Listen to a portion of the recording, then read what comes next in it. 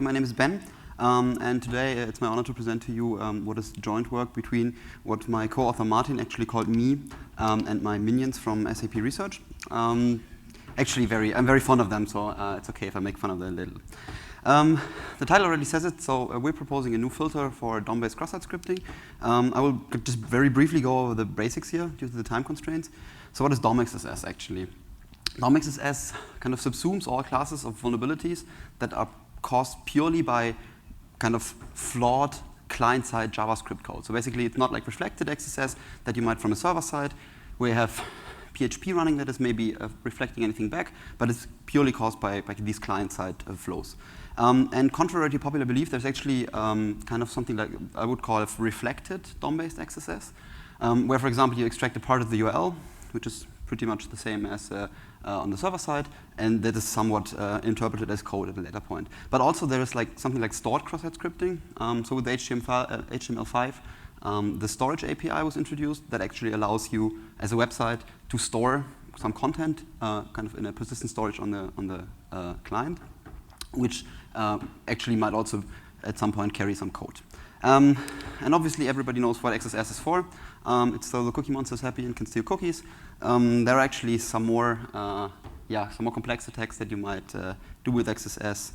For example, defacement, or also ask password managers nicely to surrender all your passwords. And I said already, I'm going to talk about a filter. And if we talk about XSS filtering, you have to talk about the state of the art of XSS filtering.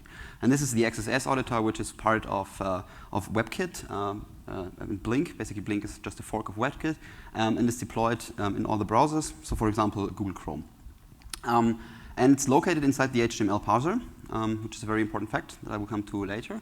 And whenever a dangerous element or attribute, so for example a script, is detected during parsing, the auditor actually looks to see if kind of the payload, so for example, either the URL of the remote script that is being included or the extra JavaScript is contained in the request.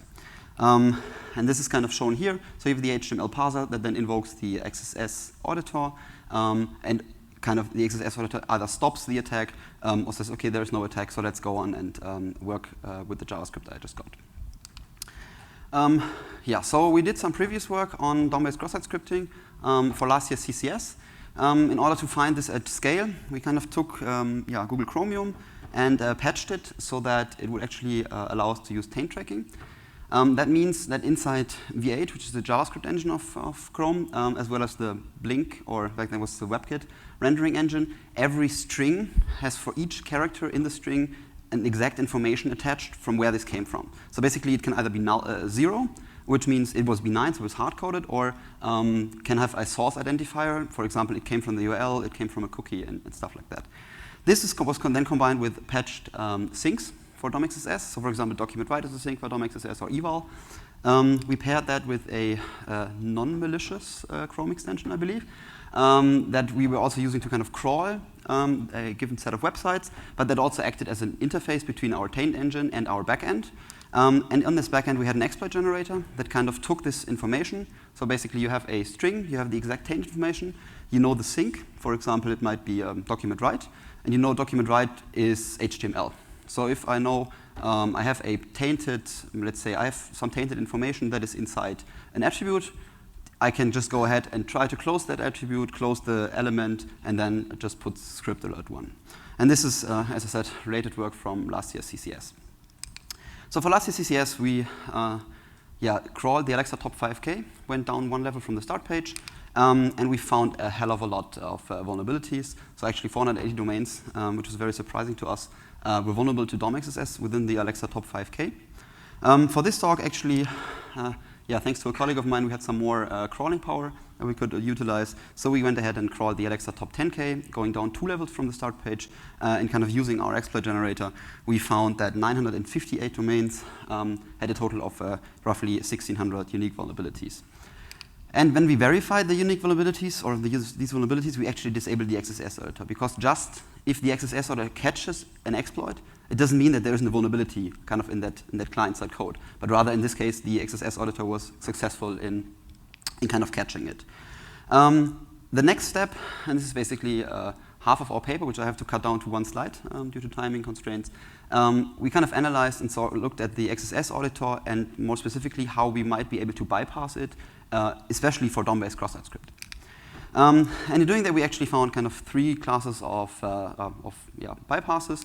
Some were located inside the HTML parser. So, for example, for performance reasons, the XSSAuditor is actually off for inner HTML, which is for DOMXSS a huge deal. But again, I will come to that later. It was never intended to tackle DOMXSS. We found certain issues inside the XSSAuditor itself. Mostly, whoa, that's not good. Please don't go to sleep. Thank you. Mostly related to kind of string matching issues. So where you had a site, for example, that had existing JavaScript code, and you would just inject something right in the middle of that, and then if you try to, as again I said it earlier, the HTML parser looks for the kind of the complete payload, and if there's things left and right of that that are not contained in the request or that are not coming from the URL, then it's not able to detect it. But I have to refer you to the paper on more details on that. And actually, well, will you work? Will not work? This is bad. Wait a second. Try that again. Now it works better. Okay. Thanks, Alex, for your malware. Yeah, so, and some of these flows, especially with respect to DOM-based cross-site scripting, actually don't even traverse the HTML parser. I said it earlier, eval, that's the JavaScript functionality that never goes through the HTML parser, and therefore the auditor has no chance of kind of catching these. So we took our data set and found that out of those 960 domains roughly that were vulnerable, we could bypass the auditor in 776 of those cases. And in total, we found that roughly 1,169 of the vulnerabilities were actually bypassable. And this actually shows that the state of the art in client-side cross-site scripting filtering is not able to kind of tackle DOM-based XSS. To be fair towards the auditor, which is actually a pretty interesting design, it was never designed to tackle DOM-XSS. It was designed to tackle reflected XSS. But then we went ahead and kind of thought about, so what can we do that might actually be better suited towards DOM-based cross-site scripting? And let me take one step back first. So let's have a look at the hard life of a reflected XSS filter. So if you look at what XSS actually is, it means that user-provided data, for example, you enter something into a search field or something, ends up at some point being interpreted as code, right? You inject a script tag, and then obviously that's no longer data, it's code. This is exactly the same for SQL injection or for command injection as well. And what an XSS filter does, and that's also what the auditor does, it has to try it and find in the response, if we talk about server-side reflected XSS, in the response coming back from the server, these pieces of JavaScript that are actually injected by the attacker. So it kind of has to approximate there was a data flow on the server side, and it does that by kind of using string matching. So it was in the request, it's in the response. So I'm pretty sure that it might have traversed the server somehow. However, I already said it, we're looking at DOM-based cross-site scripting, which means it's local to the browser. So we don't actually need this kind of coarse approximation of this data flow, but we have the precise taint information already. And XSS, I can't strike that enough, boils down to being JavaScript execution, right? It's not, HTML injection is also possible, but XSS is actually JavaScript execution. So we propose that our filter should actually be built into the JavaScript engine and not inside the HTML parser. As I said, things like eval, you just can't catch in the HTML parser. And XSS means, and also kind of making that point once more, means that data that was intended to be data is being interpreted as code at some point. And if you talk in terms of JavaScript tokens, all data tokens are actually called literals in there. So it's basically numerics, it's strings, and it's Boolean values. And we propose that if something is user-provided data, which we can see if we have the precise taint tracking, then this user-provided data should always be interpreted as data. Namely, it should only generate literal tokens and nothing else. But let me just give you a quick example. So this is actually a super simplified example, and I think there might be a lot of people that are thinking, so this is so stupid, nobody's going to do that. Actually, this is something that we see quite frequently out in the wild. For those of you who didn't right away spot the vulnerability, I will go into that on the next slide. So let's first look at the regular case. So let's say the user input is just user data. So what ends up being passed to eval is actually that part in the upper right box. So you have var a equals user data. And on the left is kind of an abbreviated version of the AST that is being generated by the JavaScript engine. And we see that user data, that's the red part, which is obviously coming from the user, is only generating a string literal. So in this case, we're happy. This is OK. This is according to our policy. In the next stage, we have an attacker who kind of found this vulnerability. It might be us, our exploit generator generated this. So what we do is we try to break out of this string declaration and then execute alert 1. So actually what ends up being passed to the JavaScript engine is not just this var a equals user data, but rather we break out of that, we put alert 1, and have a comment to kind of get rid of the quotation mark at the end. And this is actually what the AST then looks like on the once this whole thing is being parsed, and you can clearly see there is a tainted identifier here, so that's alert. So in this case, we just say no more. We're not going to execute any more of your JavaScript, and therefore kind of foiling this XSS attack. So policies, I already talked to you about this first policy. So basically, a tainted value may only generate a literal and never anything else. Secondly, in theory, if an attacker was not trying to inject JavaScript, but rather kind of inject a remote piece of JavaScript, so it would do script source, then we would have to decide, okay, so if the source is maybe has a tainted character, so we could either say, okay, just taint everything in that, in the script, because I mean it's coming from a user-provided URL or the attacker-provided URL, but rather we just go, we actually kind of go one step back. And we patched the HTML parser and the DOM bindings to allow only those external resources to be loaded if no character in the origin is tainted, so not the protocol, not the domain name, and not the port. The only exception to that rule, and this is similar to what the XSSAuditor does as well, if the origins match, so basically we're on google.com, and again we have a page that is being, or a script that is being loaded that is also coming from google.com, even if google.com, in this case, the string might be tainted. We say, okay, the origins match. So the attacker has no control over google.com, so, because otherwise he wouldn't have to have a cross-site scripting in that case. Okay, so we then went ahead and evaluated our approach in kind of 3 categories. So the first category was false negatives. We took all the vulnerabilities we had found so far. We had these matching exploit URLs. Again, please read the CCS paper for more details on that. We disabled the XSSAuditor for this because we didn't want it to catch our exploits, but rather see how our filter performed. And we were able to catch every of the exploits that we crafted. Obviously, one might say that if you know kind of the ground truth and you know what exploits to block, then it's easy. But I guess, I will come to that on the last slide.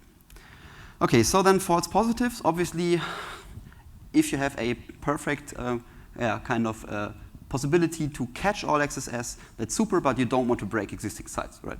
So we again went ahead and crawled the Alexa top 10K with our policy enforced browser in place. Again, 2 levels down, crawled roughly 1 million URLs with a total of 9.3 million frames. Alex said it already earlier, so you have iframes like with advertisement on each pages. So this is basically why you have so many pages, so many frames in total. And in that, we actually blocked a total of 15,000 documents, which is 0.016% of all the documents that we analyzed. This sounds pretty nice so far. If you go and look at on how many domains kind of these blocks occurred, it looks a little bit worse. So we had 183 domains that were being blocked, so 1.83%, which is already pretty high. However, the block was only occurring in one single component. So on one side it was, I think, a chat. On another side was advertisement. So but it was only always pinpointed to just one single functionality. And more importantly, half of those functionalities were actually vulnerabilities. So we kind of looked at those and said, okay, this is actually vulnerable. So they're basically doing XSS by design by having code in the URL, which they seem to have. They seem to think that this is a good idea, actually. Okay.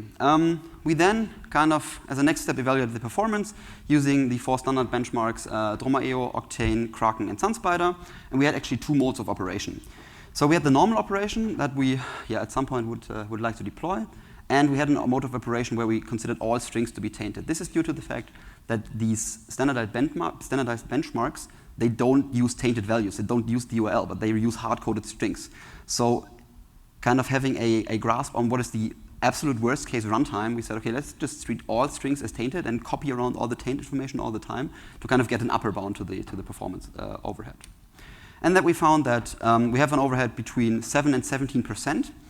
There are optimizations possible because V8 draws a lot of its kind of supreme power from actually using assembler macros rather than C++ runtime for certain functionalities. So for example, if you have a substring on a string that is flat in memory, that's like 10 assembly instructions that you return, which is obviously very, very fast.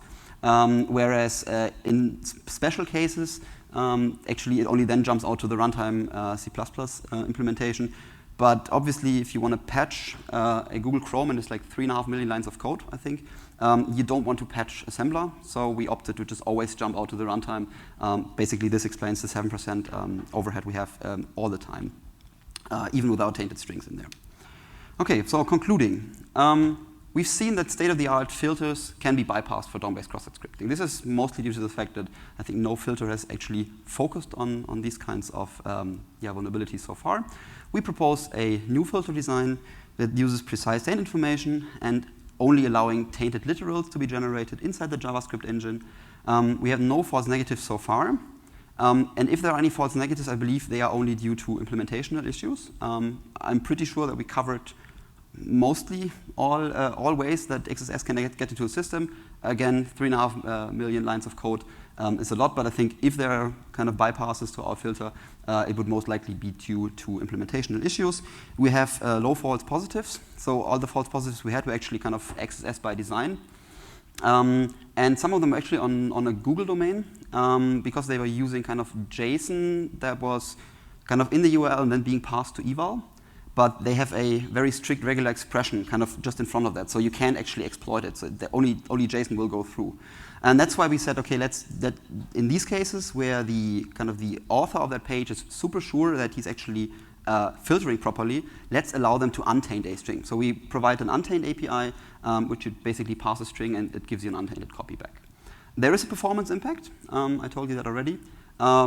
I believe that there are still optimizations possible if this were to be adopted by Google, and it would, I guess, be a good fit to kind of deploy it next to the auditor because, again, the auditor still protects against reflected XSS, and we are only targeting DOM-based cross-site scripting. Okay, and with that, I'd like to thank you very much for your attention, and I'm happy to answer any questions you might have.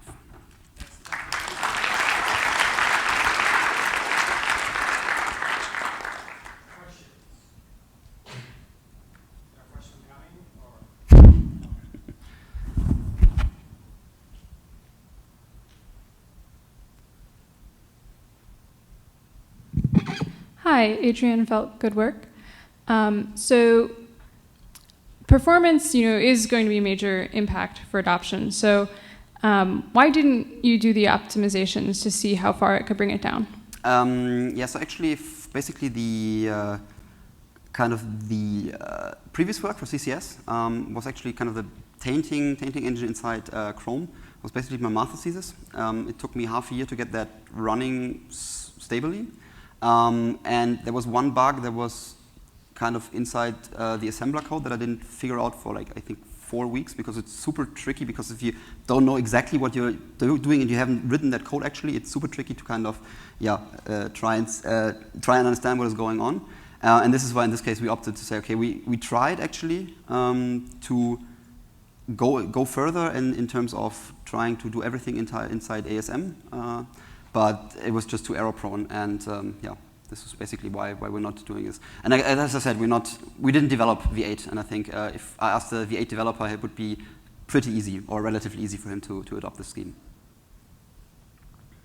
I have a question. Can you elaborate a little more about how you evaded the auditor and what kind of modification you had to do in order to be able to bypass that? Okay, so. As I said already, basically the biggest portion of the bypasses were actually caused by this inner HTML performance decision, which is, I guess, for reflected XSS, it makes sense. Again, eval was another big part. We often had, so the most kind of interesting issue, I would say, are what we call multi-flows. So we basically have some advertisement that takes we want to have the referrer of the current page or the current page. So it writes document write iframe source advertisement referrer equals document dot location dot href, and then at some later point in that same document write, it uses that once more. So what we can actually do in this case is, rather than trying to go ahead and inject our complete payload in this first part, it's kind of, we're doing it backwards actually. So initially we're closing a script tag, then opening a script tag, putting some payload there, then comes the rest that is benign, and then again we have the second injection where we again close the script tag. So you have kind of, again, the auditor is doing string matching. So in this case, it has no chance of actually matching it because this is like twice. And this is, I think, kind of one of the most prominent or most complex examples. We did give a talk at Black Hat on that topic like 2 weeks ago. And if you check out that site kittenpics.org, you will actually find the slides for that. I think also with examples of code, which explains it a little bit more.